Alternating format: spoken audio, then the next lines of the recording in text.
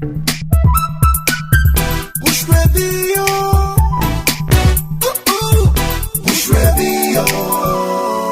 Your real talk radio. State Affairs with Edmund Obilo is live.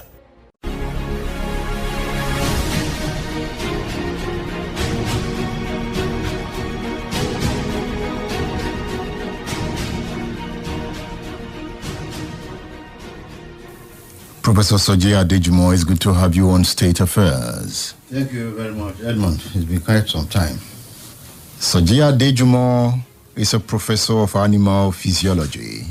He's a frontline politician. He was a chairman of the Oyo State Universal Basic Education Board. Why do Ajimobi talk the way he talks?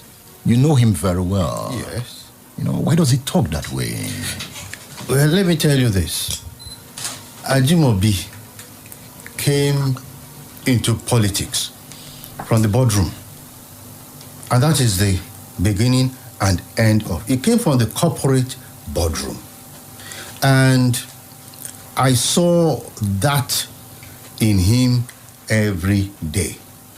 And you see, in politics, there are two, perhaps three types of politicians. You have those who rise through the grassroots and get to the top, and they have gone through the mill.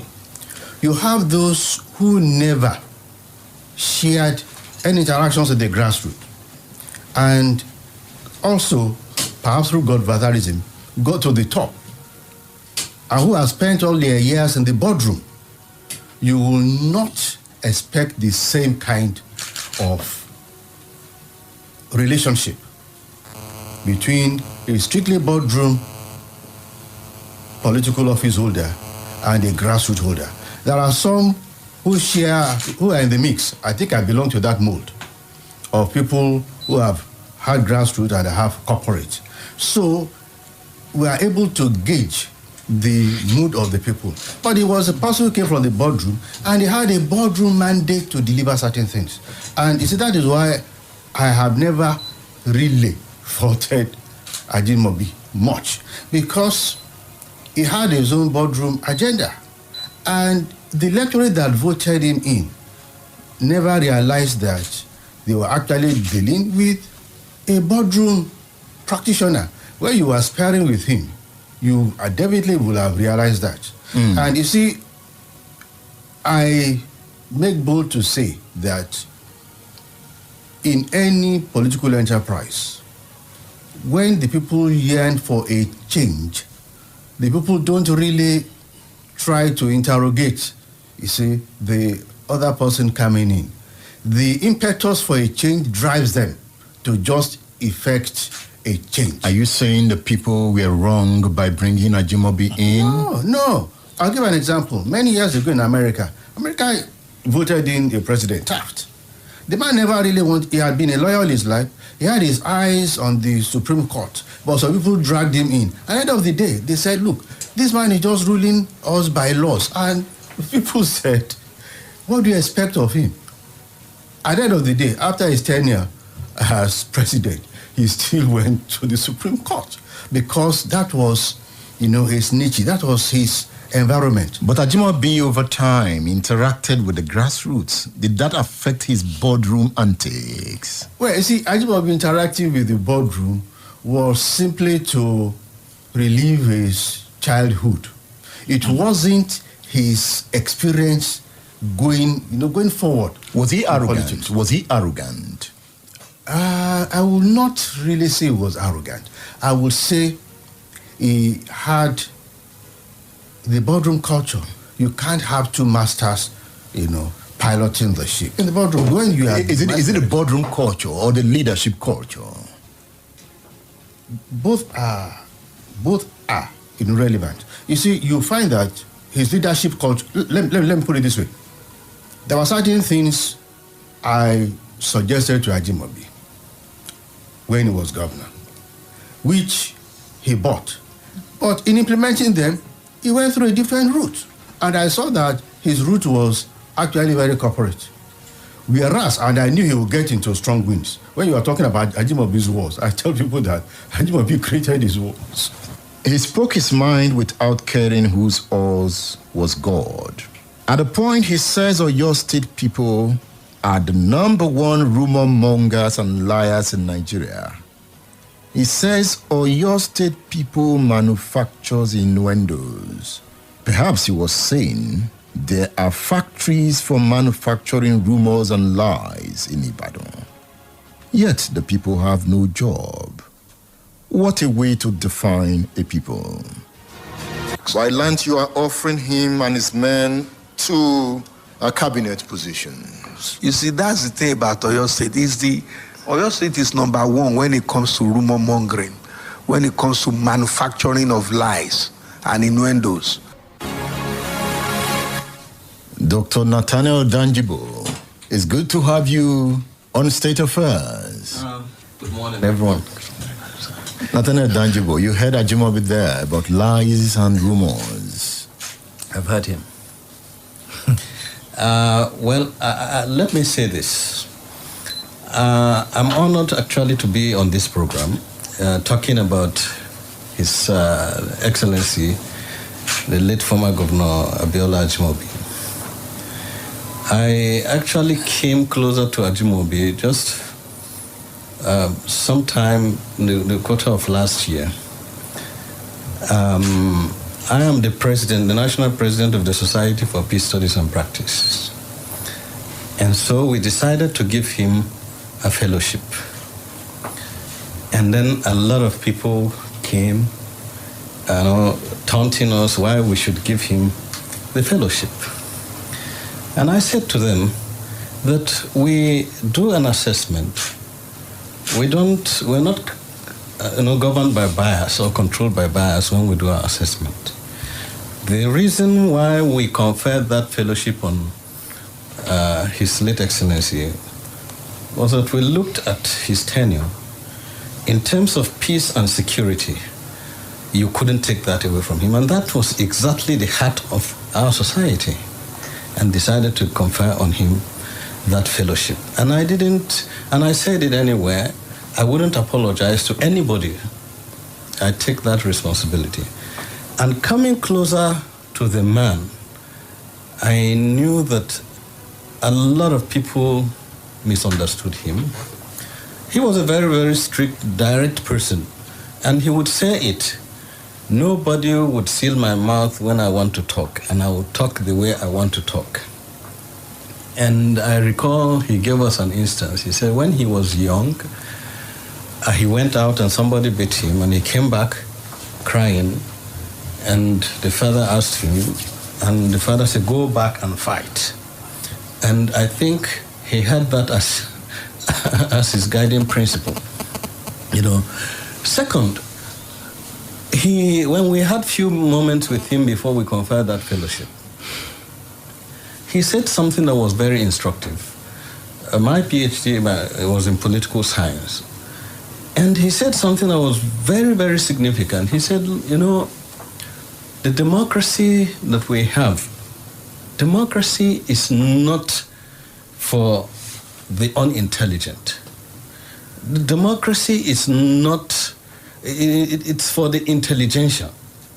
More or less like you could say for the elite. And I went and, he was actually saying that because he said, Oyo State people, at the grassroots, don't really understand what democracy is all about. And I went back, and I couldn't fault him, because when you go back to how democracy came, in the Greek city-state, you would say that democracy really was an elite concept. Senator Teslim Folarin, it's good to have you on State Affairs. Thanks for having me. Good morning. Is Ajimobi a progressive? In his own way, yes. In his own way, yes. Let me go back to what my big brother, Professor Adejumo, said. You see, he's a professional in politics. It's different from the kind of politics that people are used to here in Oyo State. How do I mean? I worked in England, came back to Nigeria and was privileged to serve, to learn under Chief Adejumo for about 2 years. So you know how people talk, you know how people relate, how you interact with the grassroots. You learn all sort of things. Baba would he exposed us to the grassroots. And there were times when we didn't understand him. Well, I would be like, for instance, we want to go for convention in Abuja. I would hire the aircraft that would take the delegates, and Baba would now say to me, you lead the delegates by road. And I'm like, why would I go by road? Not to him, why would I go by road? But when you travel with these delegates by road, you learn to understand what politicians go through, how they come together to make you. Men lose their jobs, women lose their family just because of you. So you learn all those. With all due respect, Ajimobi, even you can hear what Babalam said, he didn't learn that. Even when Baba brought him into politics, Baba said, look, don't get involved. You just give us the money. So he was never involved in that bit. So, again, when you say one is a progressive, what do you mean? How do you mean? I say progressive as somebody who wants to achieve, and clearly. But in that interview, you talked about Lam Adesina as a progressive, not Ajimobi. Yeah, people talk about being progressive. They use the term very loosely. And for for political gains, they say, is a conservative. Are there really progressive or conservatives in the politics we play today? It's about survival. That's the truth. Comrade Femi Aborisade, it's about survival. That's what Senator Folarin is saying. It's about survival. What do you think? I think from the point of view of an average politician in Nigeria, yes, Senator Folarin is right. From their point of view, to an average politician in Nigeria, politics is about business. Their background is not about public service. They are coming from the boardroom, for example, from the point of view of the interest of big business, not from the point of view of ordinary people. So to them, democracy will be an elitist concept.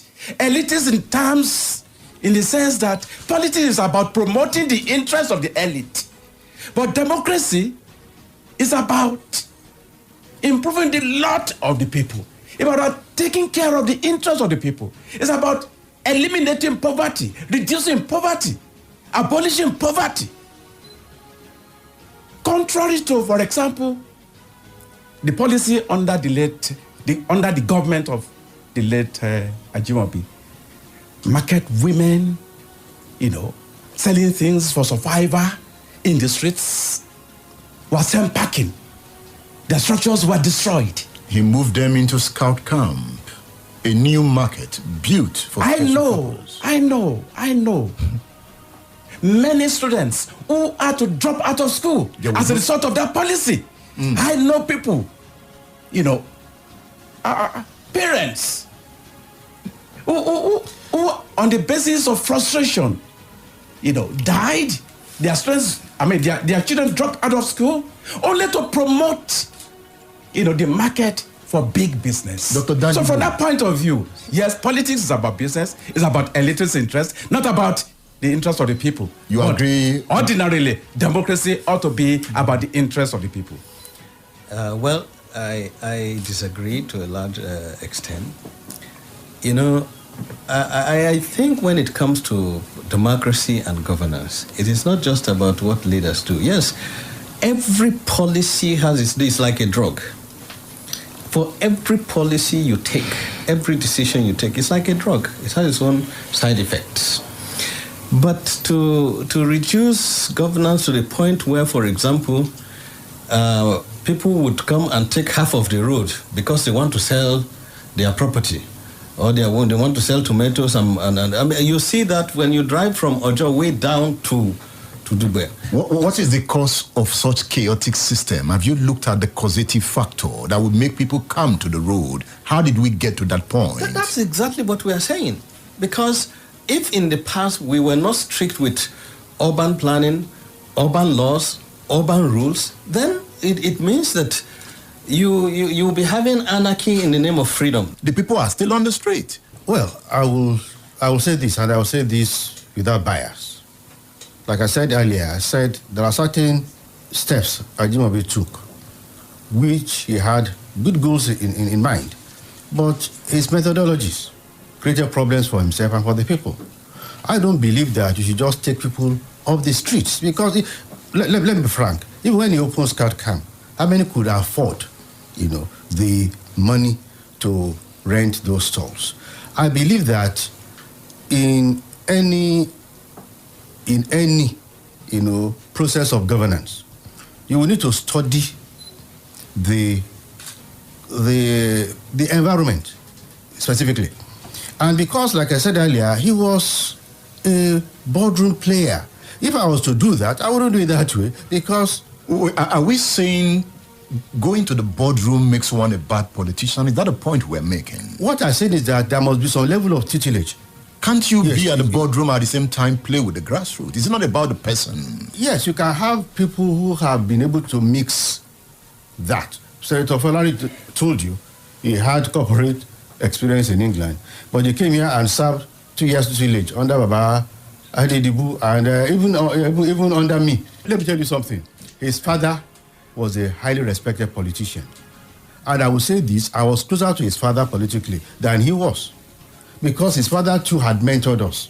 Are you with me? At that time, he was engaged in something far removed from politics, and he didn't have any opportunity of tutelage. Unfortunately, from what we heard earlier, he and Baba Lamadeshino fell out very quickly. Perhaps if there had not been a falling out, perhaps might have been able to also imbibe some level of, I would say, grassroots governance.